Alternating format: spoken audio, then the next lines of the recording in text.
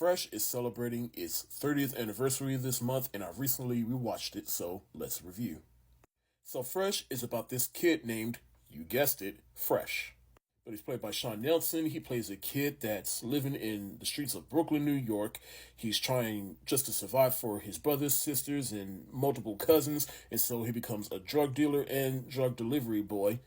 And throughout all that, he learns what it means to have to survive through the chess lessons from his own father, even if he has to do things that he's not particularly proud of. Now, this is actually the second time in my life ever watching this. The first time I watched it was years ago, back when I was in college. One of my good friends, he introduced me to this movie. He was surprised I'd never seen it, so he sat me down and had me watched it. And yeah, this movie is wild. It did fuck me up at times, but watching it again, I still feel about the same.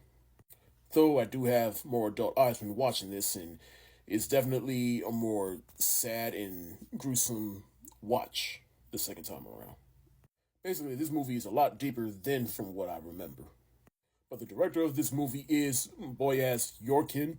This man directed Remember the Titans, which is a movie that I love very, very much.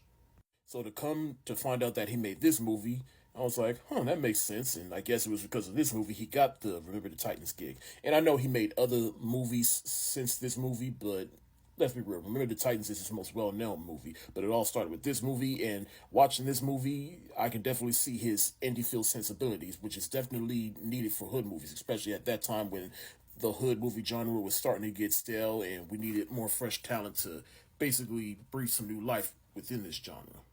Now, like I said, the kid Fresh is played by Sean Nelson, and he brought a level of maturity that was needed for this movie. But what I also love about this movie is Samuel Jackson. He's not in it as much, but for the time that he's in this movie, it is effective, and particularly effective to the character of Fresh, because he is the father of Fresh, and he's just having these chess battles with him in the park, but at the same time, he's also teaching him life lessons, and those life lessons gets him through surviving in the hood. And he has to use some of these chess tactics just to survive, and so that he comes out on top and use it for his best interest. That by the end of the movie, after he survived and after him and his family's going to be safe, he is crying to tears to his dad because his dad is berating him, but at the same time, he's just relieved that he got through all that. But the ending where he's crying, you could interpret that many ways, but how do you interpret it? The person that Fresh works with in the movie is Giancarlo Esposito's character, which is one of the earliest roles for him, way after Do the Right Thing, but before Breaking Bad. And anytime I see an older movie with Giancarlo Esposito, I am intrigued because he's one of my favorite actors from the past couple of years, really past a decade. I'm glad this man is getting his flowers, but you can definitely see in this movie he has a knack for playing a villain.